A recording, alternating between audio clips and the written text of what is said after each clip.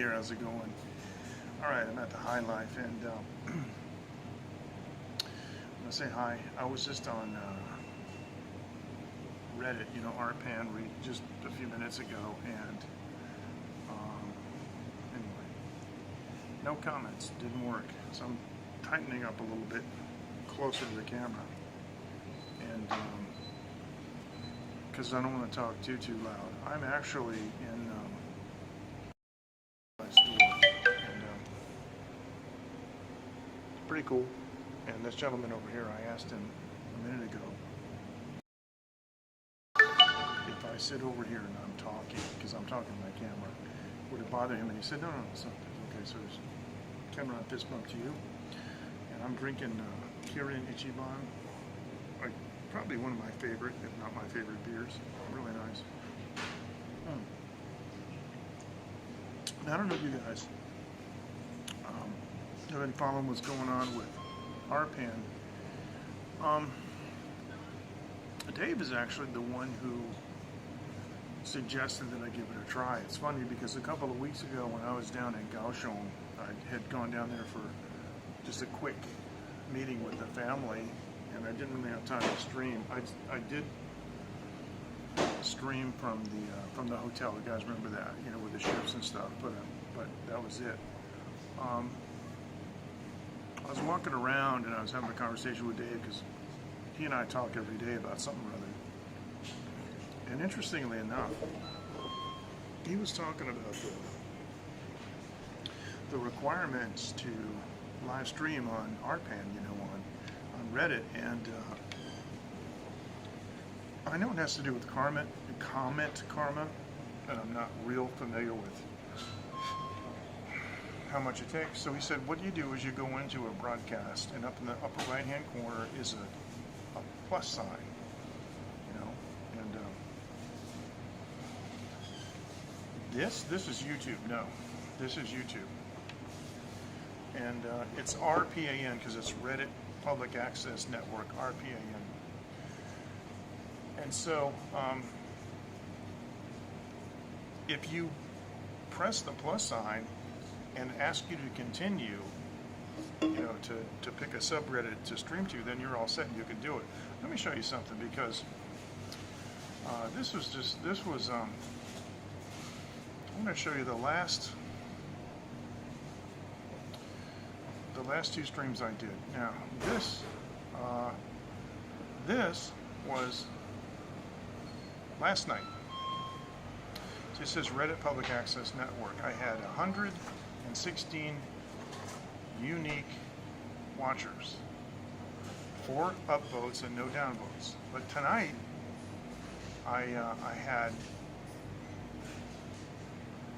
214 unique watchers and 5 upvotes and no downvotes. And if you look at the bottom, somebody gave me some awards and or some gifts, and in fact, one of them was Dave.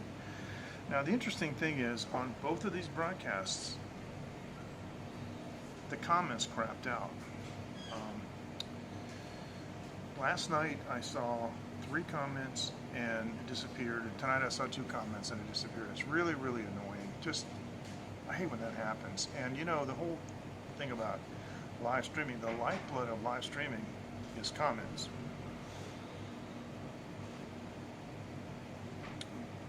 If you don't have comments, there's no point in doing it, because we might as well just show a video, right? All right, so because we have Prism Live Studio, and because we can,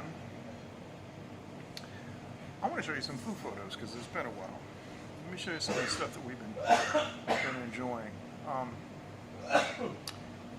Look at this.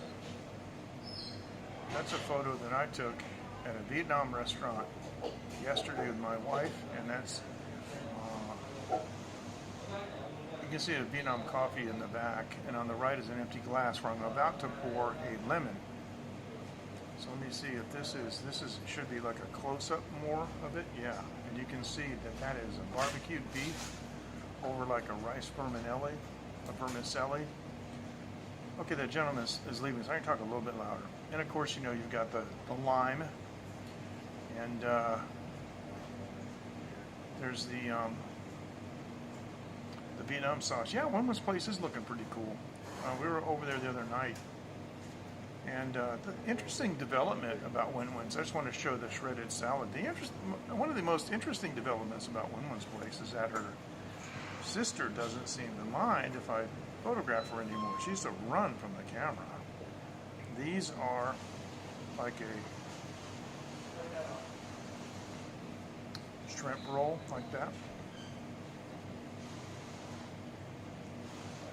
And boy, that is really cool.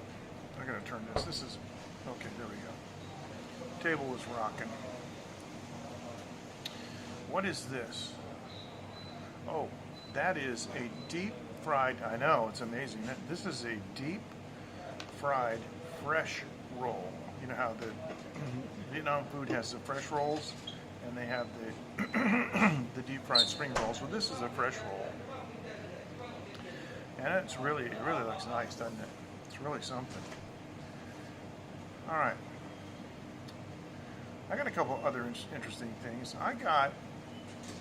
Went to another restaurant, and this is a Japanese curry with a Japanese pork cutlet on the side. And this thing was dirt cheap. It was really cheap. This is like a lunch I had. And nice and dark. That curry was nice and dark. You guys remember Athula, the Sri Lankan gentleman? This is very much the same color as the Sri Lankan curry that he does, and it's really something. This was a great dish. All right, got a couple other things. Today my wife and I went to another restaurant in downtown Hukou, and this is a special kind of wonton soup. There's only one wonton in it. I love curry too. And you know, Taiwan is a place that has a lot of curry, and you just wouldn't think so, you know, but we have a lot of foreign food here. We have Japanese curry, Thai curry, we have Indian curry, and Sri Lankan curry. It's just amazing, and they're all different, you know. And even like the Thai curry and Japanese curry, there's red and there's green, you know, and the Thai green curry is phenomenal. But this is daikon radish. You guys know what that is, the white radish. And that's really good. And that's a nice kind of a soup broth. All right, now this is the other thing I want to show you. I posted this today on Reddit. And I use this for my thumbnail for the YouTube video because it was such an iconic lunch day with these dishes. Now, starting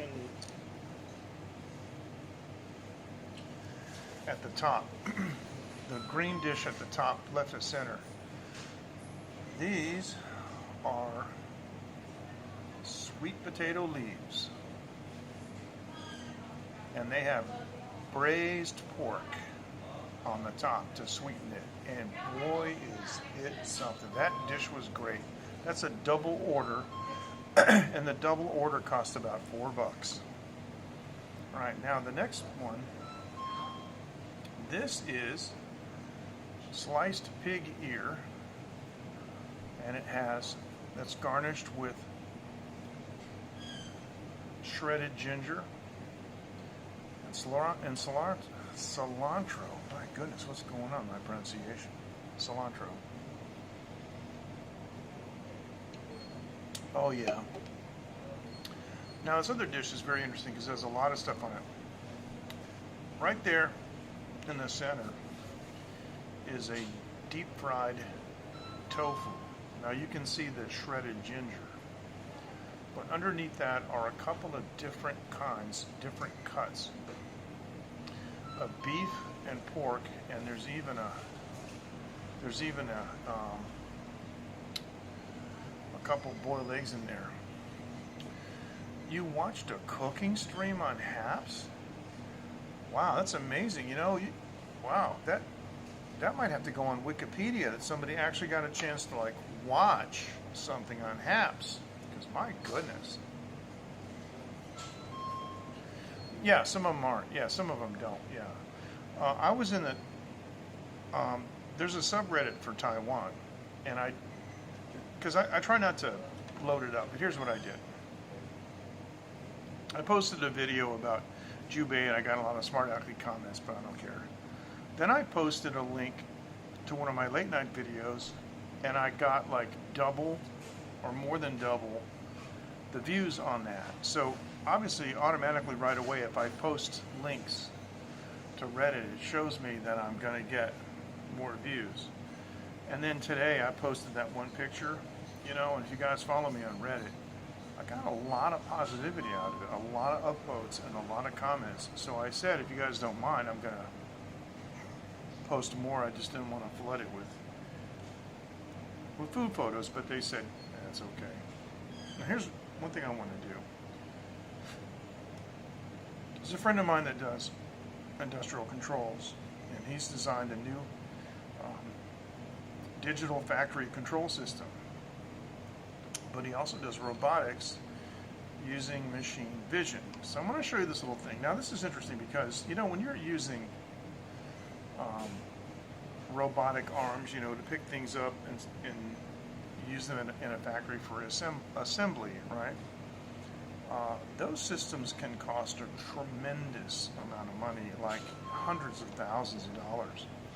But he's got a system where if you, including the arm itself and the camera and the software, it's a little more than 7,000 US dollars. It's really something. And what I wanted to do was I wanted to show you this video. And what I'm going to do is I'm going to make sure that the sound is off. There isn't any sound. But I want you to see this video because it's pretty remarkable. And okay, so it looks like this. Let me just do this. Okay, and okay, so this is what it looks like, and this uses open vision, machine vision. So here it is, and this is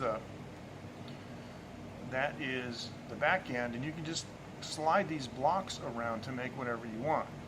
So here he is, and the camera's finding the ball, and it's just going to drop it.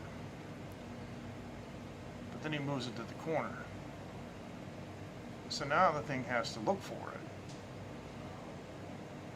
and it sees it.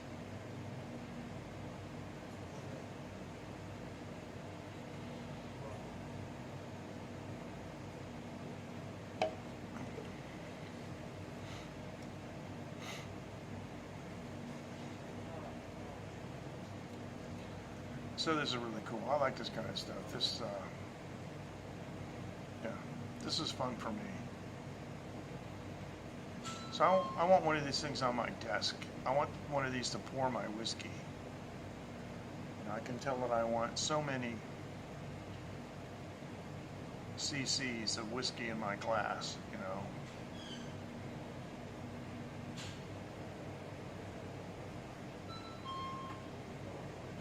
So it doesn't matter where it is on that background. The interesting thing is that's a blue ball on a black background, you know, and that's really, really interesting because it can still see it. It is cool. It can still see it. All right, so this is looping, so I'm going to turn this off. Okay. That's kind of some of that gives you a little bit of an insight into some of the stuff that I do in my regular work, you know, with manufacturing. I'm always rubbing elbows with people that do this kind of stuff, so that's pretty cool. All right, so anyway, you know, I just came on tonight. I didn't have a whole lot to talk about. I wanted to show you guys food and stuff. I've been mostly goofing around with Reddit, and you know, the live streaming, the whole live streaming field is so goofed up right now, you know, and I mean, we've been talking negatively about HAPS, you know, because they got $4.7 million, and they had this big hoopla about their new release and stuff, and it's a disaster, it's a train wreck. But you know, the truth is I feel bad for them. I don't want them to fail at all. I just recognize that they're not very good at what they do, and I tried to help them. You know, I mean, they sent me emails. I mean, everybody got those emails. You know, Periscope is dead. I thought that was inappropriate. I called them out on it, and I wrote them an email. I've written them emails.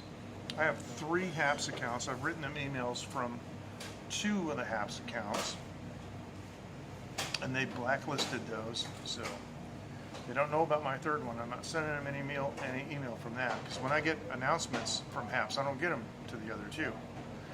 But I told them things like, they're going to die if they don't do things right, and they need things like synchronized chat playback and so forth. And so, yeah, it would, yeah.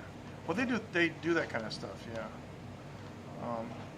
Timex does all kinds of crazy things. Timex even had fake sweat. They actually have a formula that simulates human sweat, because they have to know if if their watches can hold up to it. It's pretty cool.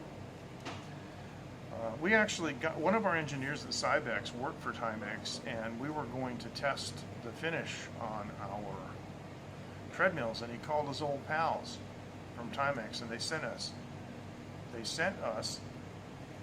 a can of fake sweat.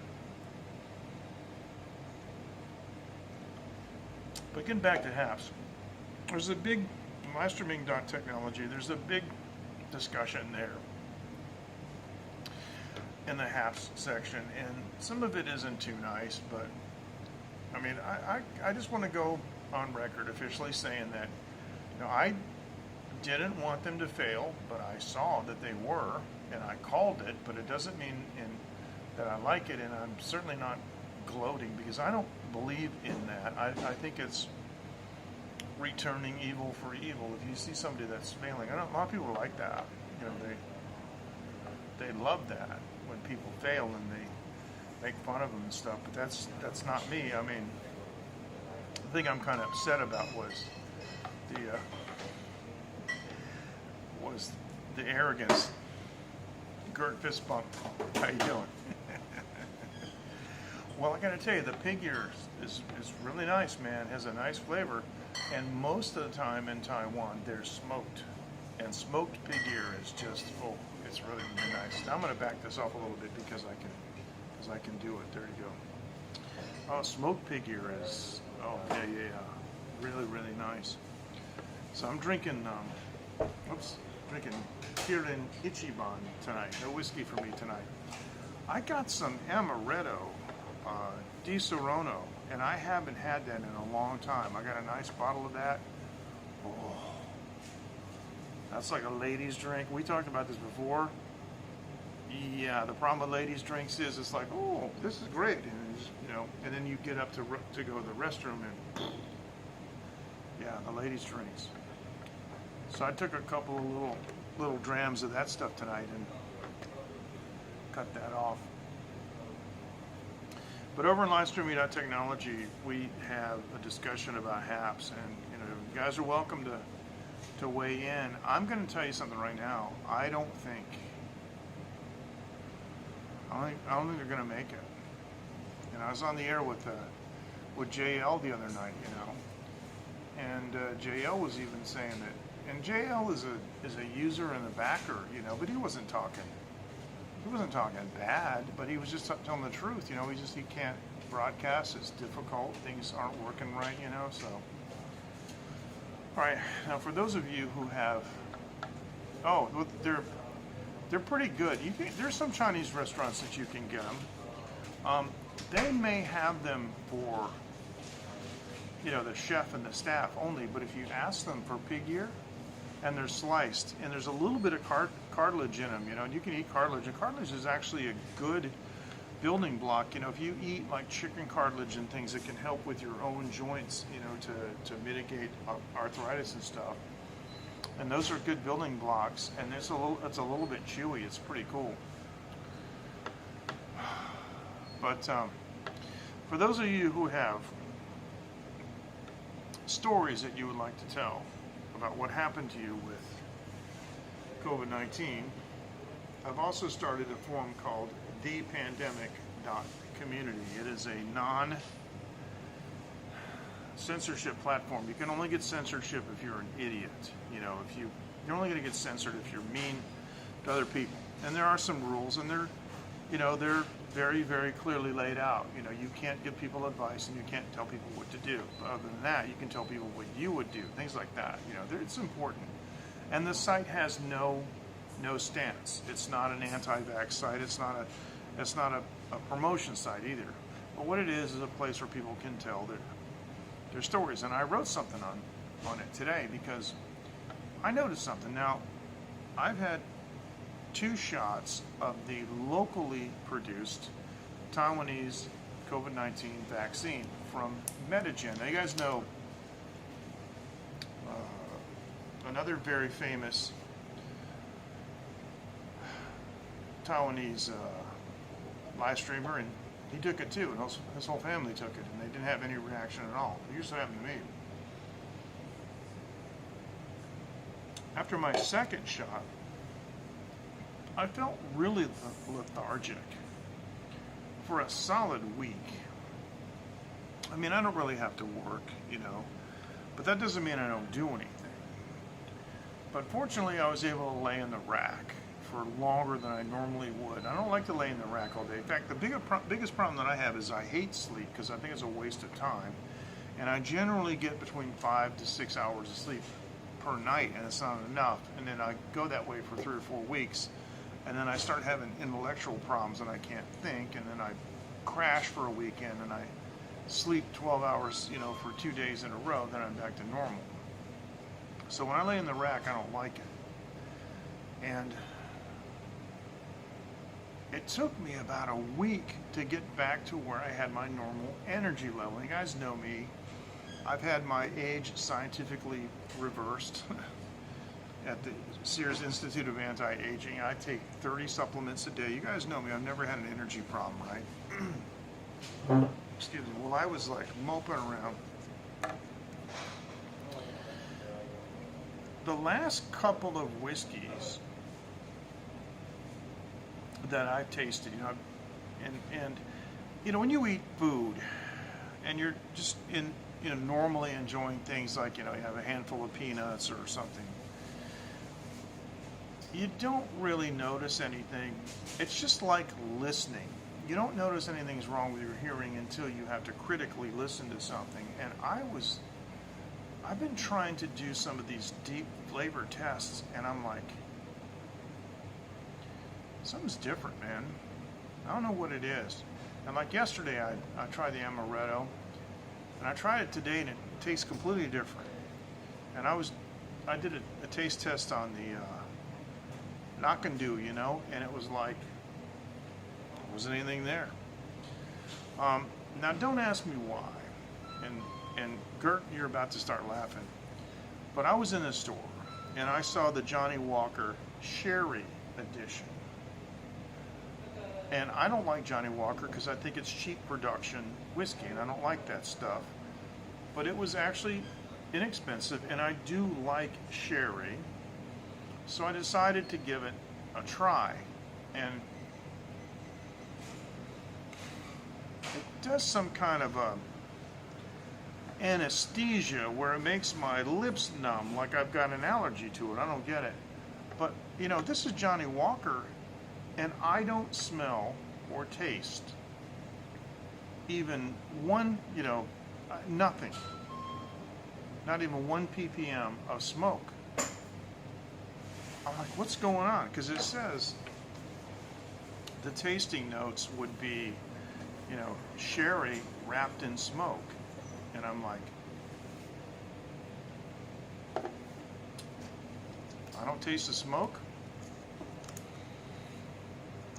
I don't taste the sherry. So I hope my, so I hope that my, hope my review days are not over. Because when I was with Andreas over at the brewery last year, and he was showing me these beer formulas that he'd come up with, and he laid a bunch of beers out, and I was tasting them. He was actually very gratified that I could identify what they were, and I could taste, the different flavors that he had crafted into the beer. He's like, yeah, it was great. And I'm like, holy crap, if I can't do that anymore, it's not that you want to impress people, it's just that you want to have that ability. Take care, Ken, thanks. Well, looking at it this way, at least my ears still work. And speaking of that, I'm setting up things because I really want to do a release right after the first of the year for these new recordings that I've been working on for the last 3 years. I'm going to start with the first one after the first of the year. So I may be doing them down in the JTS studio. I got to do the vocals, and I may do them in the JTS studio. I may do them in my studio. I've got a JTS mic anyway, but I haven't really decided. So, but at any rate, yeah. And so that's gonna be happening really soon. I'm gonna finish the vocals on those because that's primarily what I do. I've been, for those of you who don't know, I've been writing all new tunes. I haven't put out an album since 1995. I did some recordings in 97, but I didn't release them. I got very disillusioned when my single got blacklisted by the industry. So, comments 5 minutes behind. Yeah, that doesn't surprise me. Sometimes YouTube is like that, and sometimes they just, and it gets, this is another thing too. We're talking about live streaming. Sometimes it's tough out there and it's unpredictable. Sometimes the comments work great. They're usually 15 or 20 seconds. But I have had situations too, like where I'm viewing and I'm typing comments, and they don't show up for 5 minutes. That's terrible. It's absolutely terrible. And I apologize for that. But one of the things that's really frustrating is when you send a comment, right, and it's been 3 or 4 minutes, and then the live streamer says, "Okay, well, I'll see you later. Take care. Bye-bye," and they cut off, and they never see your comment because it hasn't made it through. Oh, I hate that. Those comments should come in retroactively. They should just go to the comments section. You know what I mean? Not in the live streaming comment section. But I got disillusioned after my single was blacklisted, because back then, if you were an independent artist, which I was, and I was kicking people's butt all over the place in the Midwest on the charts, and they didn't like that, so they put a stop to me. And I said, you know what, I'm not one of those guys that if what I know about rock and roll falls out of my head, I'm going to be a bum on the street. There's a million things I can do. I'm an engineer in 3 fields, so that I just started working in manufacturing. And I did a bunch of broadcast engineering too. It was fun. That is a fun field. Both of those are, actually. There's some jobs that I did that I would do a 1-day job for 6 hours and make $4,000 US. This is like 2000, 2001. That's big money in those days. Anyway, getting back to the other thing. Now that it's the 21st century, there's so many distribution networks that you can use for your music, and you don't need anybody. You don't need a record company, and I don't need record companies' money up front. And I've been a record producer, all my life, so I know what to do. I don't need a producer. It's like, so fine. I just built a studio in my house, and hey, we're going for it, right? So what I've been doing for the last 3 years is I've been composing new songs. I didn't compose anything for a long time, so I got all these new tunes, all these new ideas. It's just coming out. It's just falling out. It's amazing. So what happens is I'll do a song about 3/4 of the way, and I'll stop, and I start another one, and I'm laying down all these new ideas and things. And the idea being that by having 10 or so songs that are like 3/4 of the way done, and I just have to do a little bit more work, and I can release it. Then the next one, just a little bit more work, and I can release it. So what I'm doing is I'm finishing everything except the drum tracks and the vocals. And I have digital drums, so when I'm done with the vocals, I do drums last. That is actually something that I should have a discussion about on my studio YouTube channel,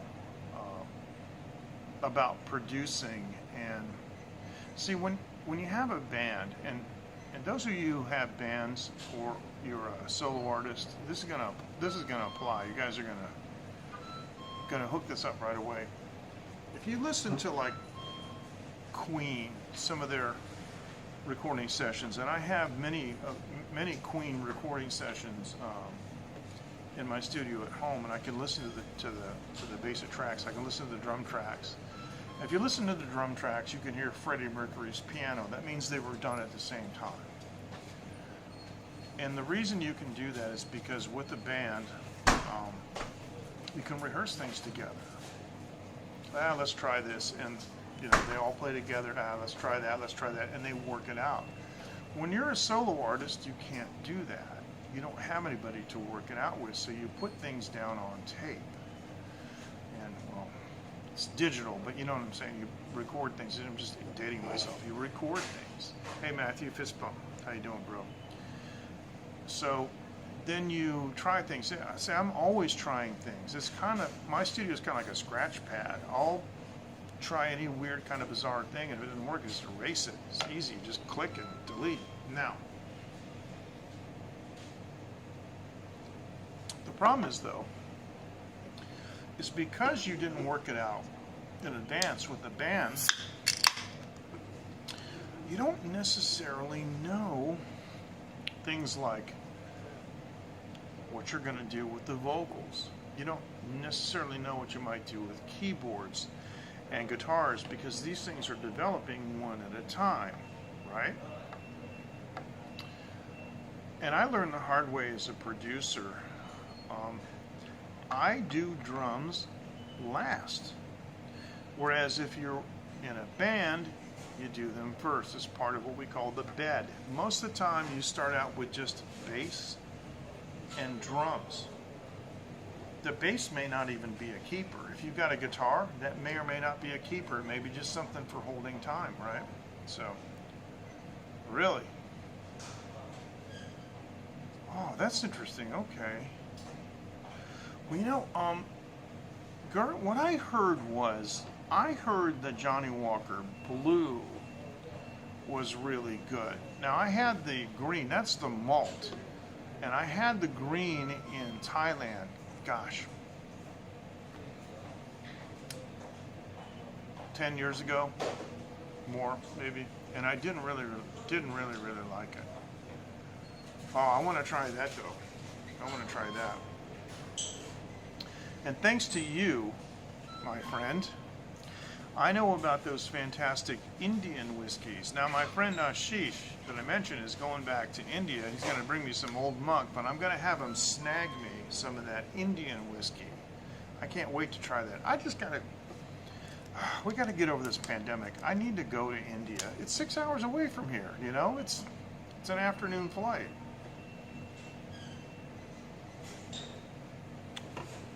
One of my friends lives in Kolkata in a big house with Gurkha guards and a wall, and there's a compound. Man, he's a rich guy. I got an open invitation to go to India, man. I'd love to go there and hang out. I'd come back with a suitcase full of this stuff, or maybe a flight case. But let me tell you a story. If you look on YouTube, I have one song on YouTube, because I didn't release my old catalog everywhere. That was from 1995. But on YouTube, I have one song, recording artist MJ Klein. Get it? MJK. And the song is called Gotta Keep Dancing. Gotta Keep Dancing. If you listen to that song, here's the story. The night before I was going to mix it, I recorded it in our big studio, the huge studio, the vintage studio, but I wanted to mix it in another studio that was like brand new. Our friend Bob Alec had designed it. He's the world's leading acoustical design engineer. And he had a studio called Squid Hell in Boston. And they had an API console. We have an API console in our vintage studio, but they had a new one. And they had a new moving fader automation system. And I wanted the automation for mixing, because automation that's how you get the perfection, right? So the night before we were going to go to Squid Hell, we're in our vintage studio where we cut the tracks for this tune. And I put the 2-inch tape on the machine and racked it up, and I put it on the console, and I did sort of a mock-up mix on my own. And the reason I did that is I always like to make sure that there's no problems. Did I goof something up? Are my levels wrong? Is there an EQ problem? Is there noise? Did I forget to record something? And I just, it's kind of a double check. And I grouped the drums onto a mix group, which means that all the drum tracks are controlled by one master fader and a switch. So I can, you can click it on and off. All the drums go on and off, all 7 drum tracks. And as I was playing with it, I was turning the drums on and off. Now, if you listen to Gotta Keep Dancing, it's kind of like da da da da da da da da da with heavy guitars, right? And it starts out that way, and it goes da da da da da, and there's lyrics over it, right? But when we recorded it, we kept the drums going through that, da da da da da da, right? But as I was playing the tracks back the night before, it would go, the guitars would go da da da da da, and I cut the drums off, and then I turned it back on, da da da da da, and I was cutting the drums in and out, and I realized we should have recorded them that way. So I was listening to the tracks carefully, and I realized that, yeah, I can turn them on and off, but it sounds like switches going on and off. I can't fake that kind of decay, like when you hit a drum and you don't hit it again, it falls off. Otherwise, it's a brick wall. So we used electronic drums, but my secret back then was electronic drums, real hi-hat and real cymbals, and everything stayed set up in the studio. It's a huge studio. It's 12-foot ceilings, and it was like, in feet, it was like 60 by 70. It was huge. Anyway, long story short, we already have everything all set up. So I asked my friend the drummer, I said, can you cut the drums again? The click track is long gone because we had to erase over it.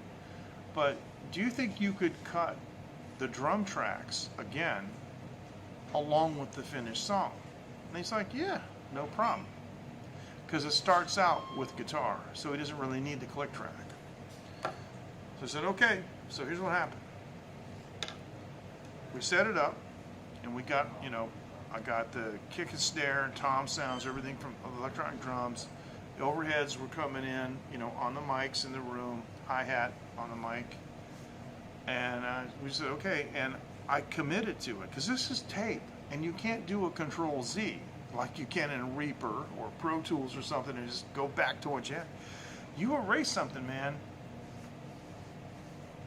it's not coming back. It's as dead as an organism would be if you killed it. It's just not coming back. There's no CPR on the tape. So I put those 7 tracks in record, pressed record, armed him, pressed record, and he played the drums through. But not only did he play the stop parts in the middle, now that everything was finished, the lead guitar was finished, the background vocals are finished, the lead vocal was finished, there were things present on that version that weren't there when he and I laid down the basic bed tracks like 6 weeks before. So what he was able to do, drummers have all kinds of crazy little things. That's why sometimes drum machines and drum programming kind of ticks me off, because it's not a drummer. Drummers do ghost notes, and they do little things like they hit the bell of the cymbal to get like a tinkle sound and things. And he was playing off my lead vocal and the guitars in a way that he could never do it before those things existed on the tape. And from that day forward, I have done drums last, even though it goes against convention. So what I do now is I record a loop. You know, it's the correct tempo and it's the correct time signature. So like 4 4 4 4 4. It just might go do da do do da do da do do, and that's it, all the way through. And whatever accents I'm going to do on guitar and on bass, on keyboards, I do the accents and I do the vocals. But later, when it's all done, I get my drum pads out and I put the drum machine in record, and I record myself playing real drum parts. And I can play around the vocals. I can do those little tinkly things, you know, on the cymbals. I can leave things out where it needs to so it doesn't mask other important parts. And let me tell you, it makes a tremendous difference. I'm going to have this discussion on the Phoenix Media Forge channel. I think I have 12 followers there.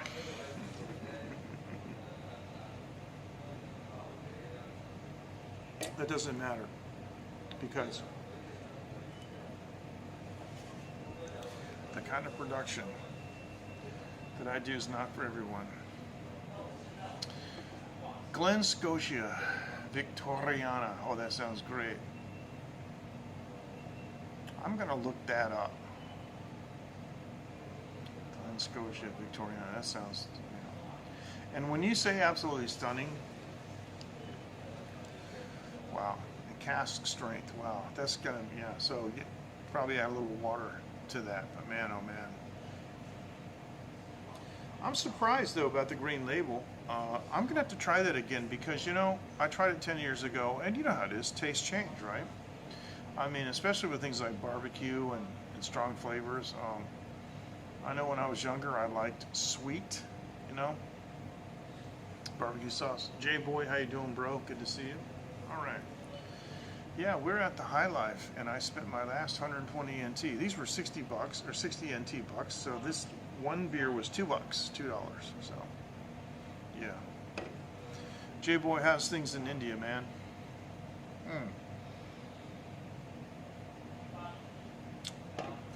J-Boy, do you know anything about Indian whiskey? I've never actually talked to you about this. I don't know a whole lot about you, bro. You've been following me for like 6 or 7 years, man. But, J-Boy, do you drink? And even if you don't drink, are you familiar with Old Monk? You know, we talked about Old Monk before. You got to be familiar with Old Monk. And I'm guessing you do drink, but you're not an idiot about it, knowing you.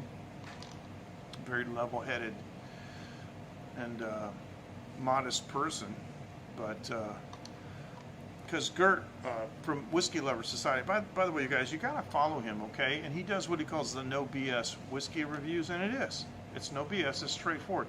A lot of guys will drag these out, you know, they'll drag out a review, and I don't know why.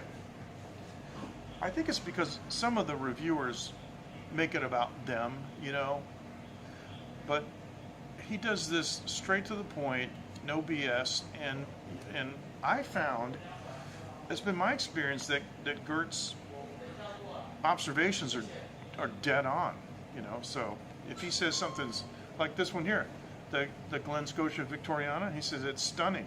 Okay, I'm gonna get it. So yes, aka Old Monk, exactly. Now there's a whiskey. Gosh, I can't think of what it is. If Gert's still here, and I don't blame you if you've taken off, Gert, because I know it's frustrating without the comments. What is the name of that Indian rum? Begins with an A, or excuse me, Indian whiskey begins with an A. I never heard it before, and Gert said that his like eyes were open to this whole new world of Indian whiskeys that he normally just walks by, and he sees them on the shelf and walks by them because everybody talks about, you know, the single malts, right? And naturally that you would, but the more I'm learning about the Indian spirits, the more I'm intrigued by them. So I'm going to have to get my my friend Ashish to get me some. Hey, J-Boy, why don't you and I go into business, man? I got an import license here in Taiwan. Let me buy some old monk from you. What do you think?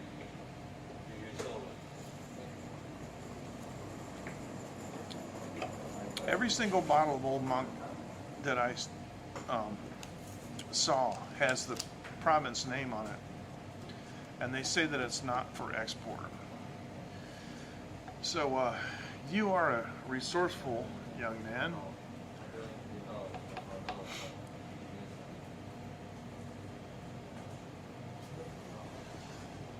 Well, I've been talking to you 7 years, man. I can tell you're a gentleman and a serious person. Thing is, right, is if you can find a way to legally export that, I'll buy it. I want to get a case. The thing of it is I looked at the Indian price for a bottle of Old Monk, and it was, gosh, I forget what it was. It was ridiculously cheap. It was, I dropped my glass when I saw how cheap it was. So, I think there's,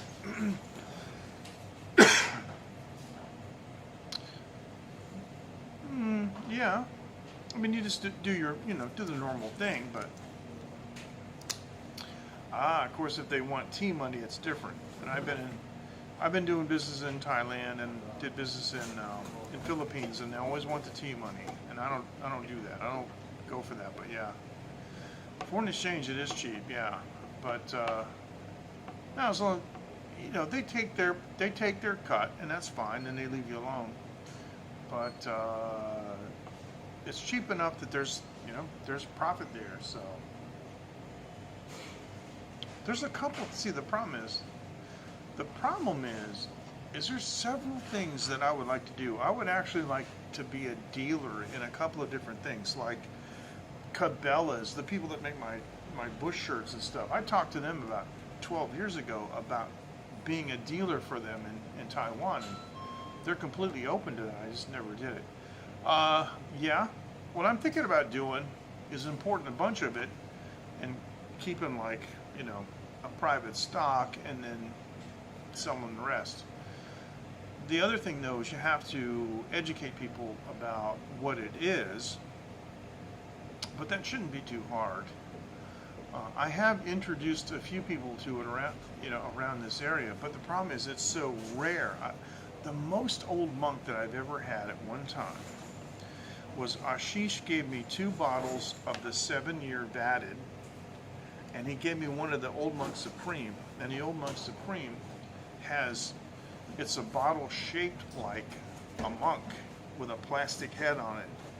And the bad part about it is, I found out before it was too late, if you pick it up by the head pops off and leaves the cap, and the bottle can fall on the floor and bust. So you're always going to pick up the monk with 2 hands, or pick it up like around the waist of the monk or the body of the monk.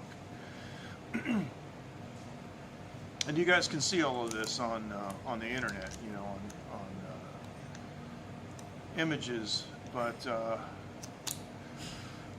if I had more of it, it's kind of like Bootsy sauce. If I had more of it, I would distribute it more. I would bring it to more parties and stuff. Because now we're opening up. So in a couple more months from now, you're going to see, after we top out about February, and we start getting towards the end of February, and Taiwan starts getting a little warmer, you're going to see more and more guys like over here, like having these guitar parties in the afternoon and the evening, and grilling over here at the store and other places.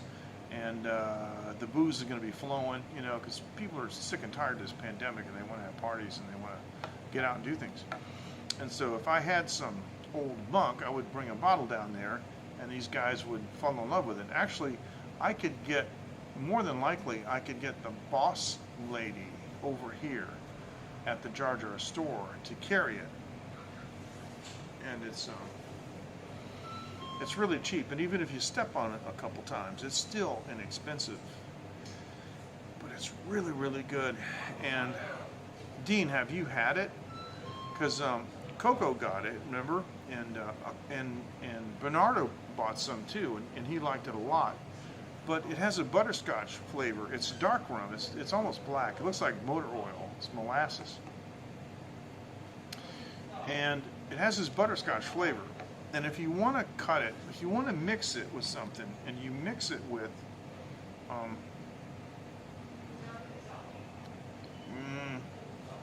it is. It's 40%. Yeah. Well, the Filipino guys will just drink until they pass out. But no, you're right about this. 40%. And I never overdrink, but it's easy to see the. All right, I'll come back to that in a second.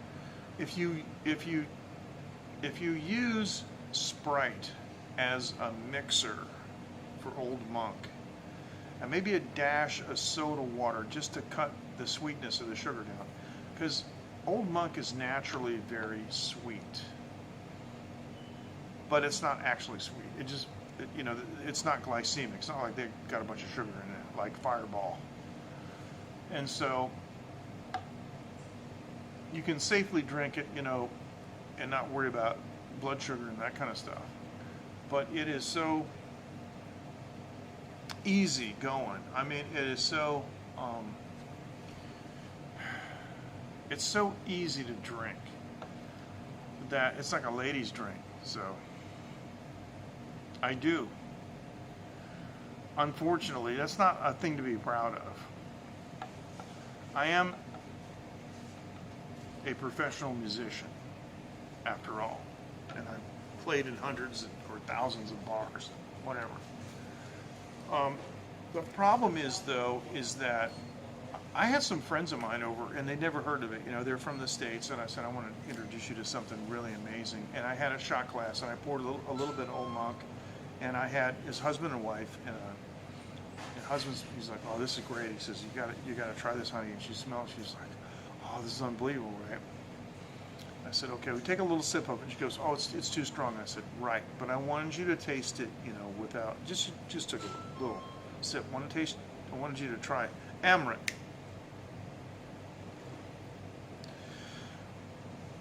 Gert, thank you, and I know you typed that 5 minutes ago, bro. I know you did. Gert, leave the broadcast, wait a couple minutes, or wait a minute, like 30 seconds or a minute, and come back, and hopefully the cache will be flushed. We'll see. I apologize for that. Do you know that one? J-Boy, do you know Amrit?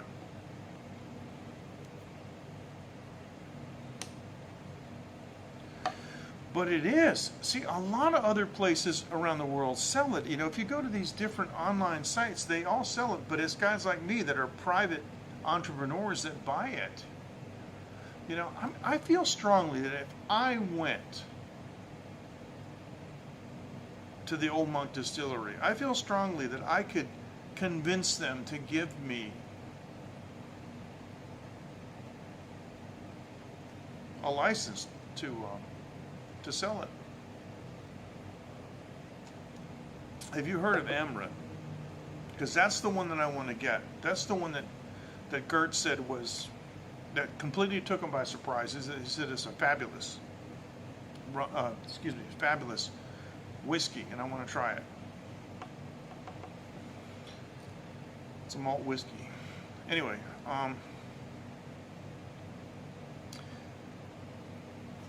so anyway, get back to my friend. I gave her the so is it good? Do you like it? Can you get that? Man, I'm gonna listen. If you can give me some of that, I'll PayPal that for you, okay? And you know how to contact with me. We're in contact anyway. So the wife, I gave her some of the the Sprite, and it was like, it was amazing. Same thing happened to me in the Philippines, because I was visiting a village, a friend of mine, and all the village ladies came out, and we're having a great time, because they have a rum by Tandaway, and it's a light rum. It's 35.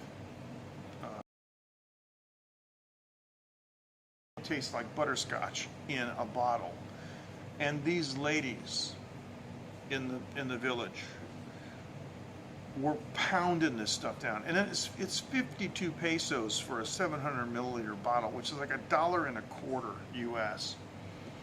And they were pounding this stuff down with Sprite. And that's the same problem with Old Monk. It's 40%. And you go, oh, this is great. This is great. I feel fantastic. Oh, this is so nice, right? And you go up, and you stand up to go to the restroom, and you fall down. He's like, oh, man, the room's spinning. What's going on? It's easy to be overtaken by those kinds of drinks. And so whenever I'm tasting something that's like really, really good, my spider sense starts tingling, and I'm like, slow down, oh, because yeah, the drink of gods, yeah, okay. Is that what that means? Is that what that means? Is that Hindi? Drink of gods, Amrit? I don't know anything. I don't know anything about Hindi. Oh, I got so many Indian friends.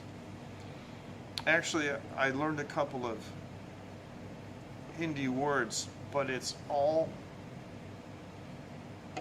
English words. Like the Hindi word for cake is cake. Stuff like that. That's what I've been learning. Really, Amrit means drink of gods. Wow. Gert, you heard it from an Indian. So I gotta get a couple bottles, because I gotta send some over to Belgium where Gert is. Gonna love that. So we're gonna get some Old Monk. It's funny because it's all around religion. They got the Old Monk, and you got the drink of the gods. Wow. So I wonder if the monks are worshiping the god of the drink. I don't know. It's interesting. I got to look this up. It's got to be in Wikipedia in English, but anyway.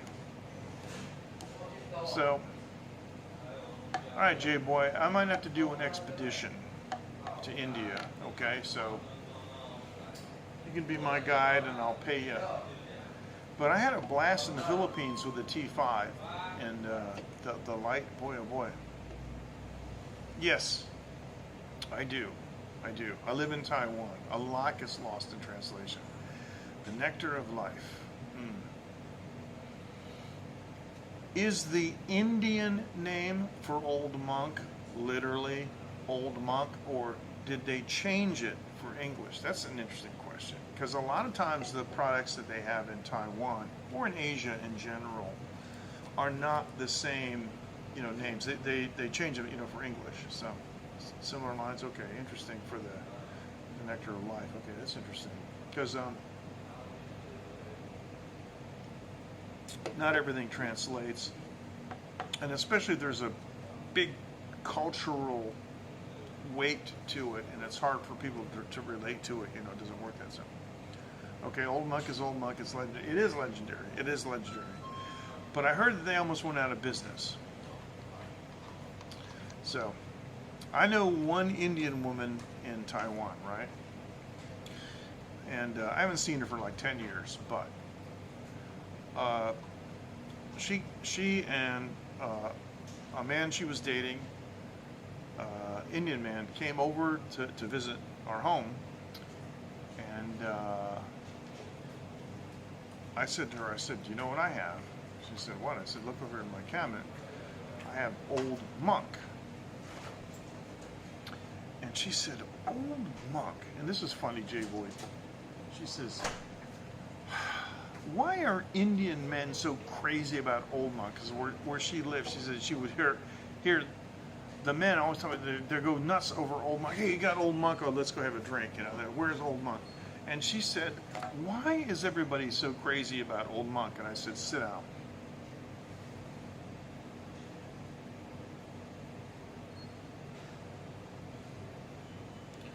Here you go. She took one sip and her eyes went. Now I know why. They're not crazy. I go, no, they're not. Yeah, well, that's how I know, because they got a Wikipedia page, and I was looking at them. I said to myself, how on earth could a company that makes rum that tastes that good even be anywhere near going out of business? But you know, it's the same old thing. Mismanagement. You know, J-Boy, some things are so good that all you have to do is not screw it up. But yet, a lot of people find a way.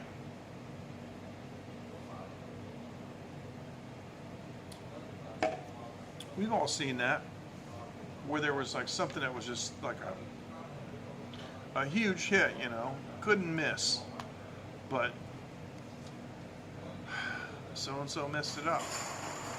You just, my goodness, I don't want to be that guy, you know, I really don't want to be that guy to mess everything up. But anyway, it's an interesting discussion. We've been talking, ladies and gentlemen, for those of you who had just joined, we've been talking about alcoholic beverages for the last 40 minutes, and it is an interesting discussion. But yeah, what it comes down to is I'm going to have a second or third, I'm going to have to, how many businesses do we have? I got to have a third business. Well, actually, I'm actually developing a third business right now.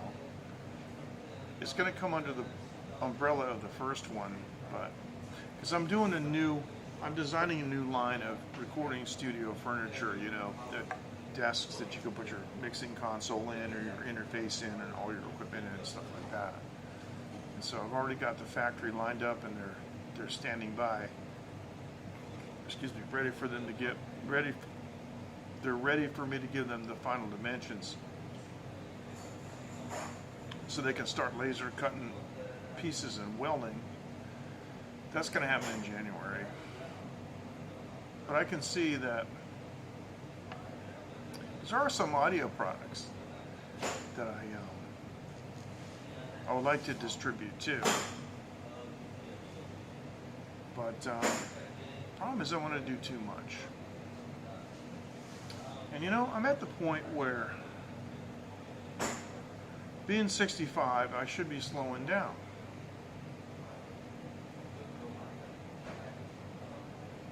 No, I don't want to slow down. I feel good, man. I want to keep going.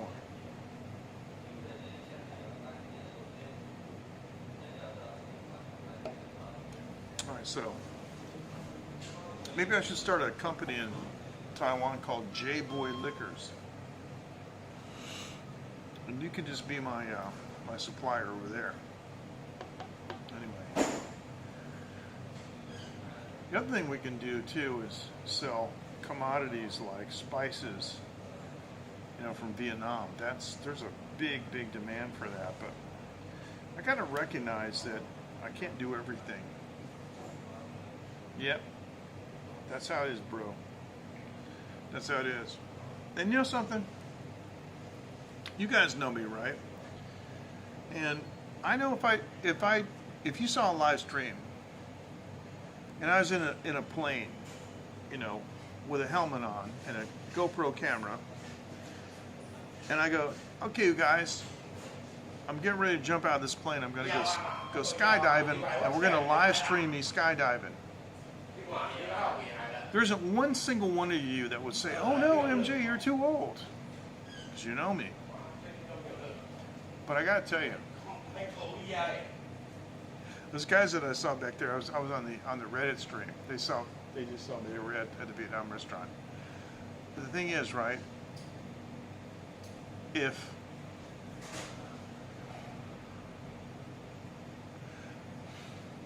30 years ago, somebody my age would be expected to like go to. 还没啊。刚才在那边跟你打招呼的啊。啊。那边喝酒，没有跟你打招呼的。哦，I see。然后我们呢？我喝亮光亮光这本的啤酒。你口语很厉害呢。不会嘛？不会吧？退休了。很好喝啊。退休了哈。啊，对。来台湾。休息。好几年了。18年。啊。我住在18年。住这边吗？那边呢？住这里啊？很近啊。对。对的。Sorry about that。还没。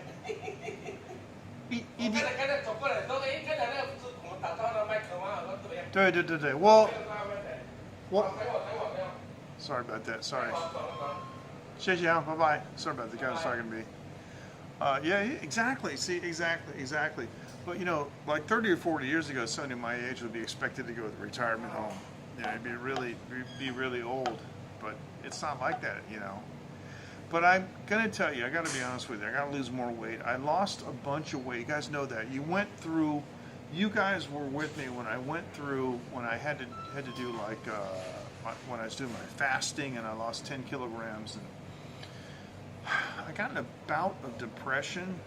And because you know I've always been very honest with you and I tell you what's going on, not every single little thing, but you know, I put a bunch of weight back on, man, and I'm heavy and I hate it, so I gotta go back to doing that. So I got a couple of things in the ice box, like I've got some bacon left that I took out of the freezer. I've got some ham, you know, and some cheese that I use like to cook breakfast and stuff. When that stuff is gone, I'm not taking anything out of the freezer. I'm going on another extended fast. The last fast I did was 14 days. I might double that. I gotta lose this weight and get back. And the other thing too, is the other half of my studio is my personal gym. I've got like a semi-recumbent electric bike, and I've got, you know, like a universal weight machine. I've got a curling bar and dumbbells and stuff. I should be ripped, you know. I should be ripped, and I was ripped when I was younger. The only thing that's ripped on me now is my arm. If I take my sleeve down, you can see I got these big cuts on my arm because that's the only way you could tell I used to be a bodybuilder when I was in my youth. But yep, it's not a smooth road. But I want to go back to it, and so pretty soon I'm not going to be drinking any more of these beers for a while. Old Monk and whiskey is okay because it's not glycemic. There's no carbohydrates. It doesn't do anything. It doesn't put weight on. So, all right. Wow, we've been babbling for an hour and 9 minutes.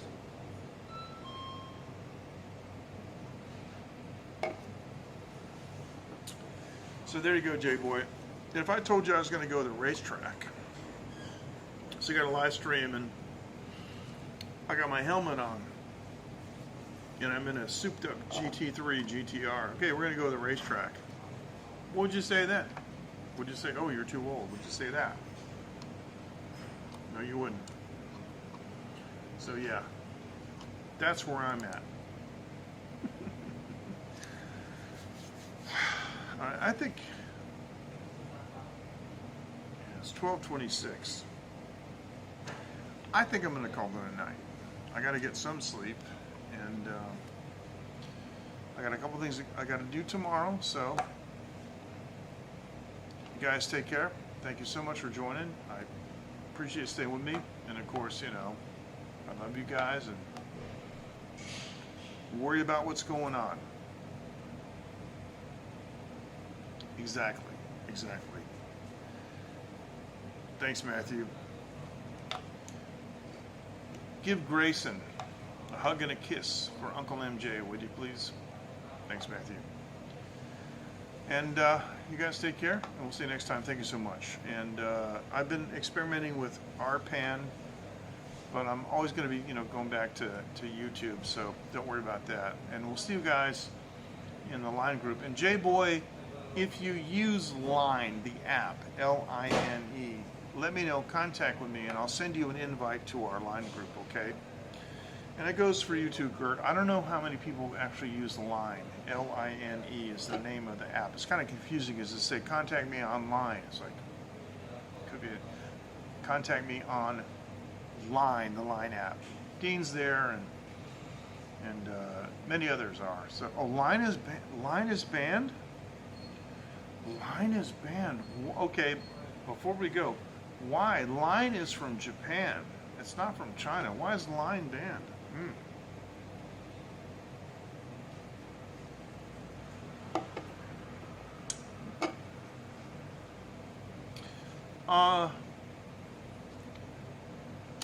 Matthew, you can contact me on Twitter, and we'll try to help you. Yeah, but Line is not Chinese. Line is from Japan, and Naver is the parent company is Korean, but Line is actually from Japan. One of the developer of Prism, this program that I'm using to live stream, is in one of my line groups that I set up. Okay, well just let me know, and I'll make sure that you make it back. Okay, so all right, so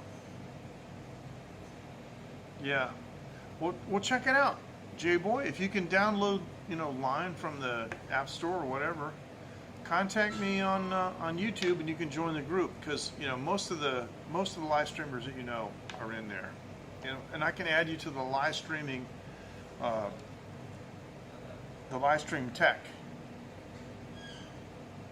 Okay, good, excellent. Thanks so much, Kurt. Appreciate it.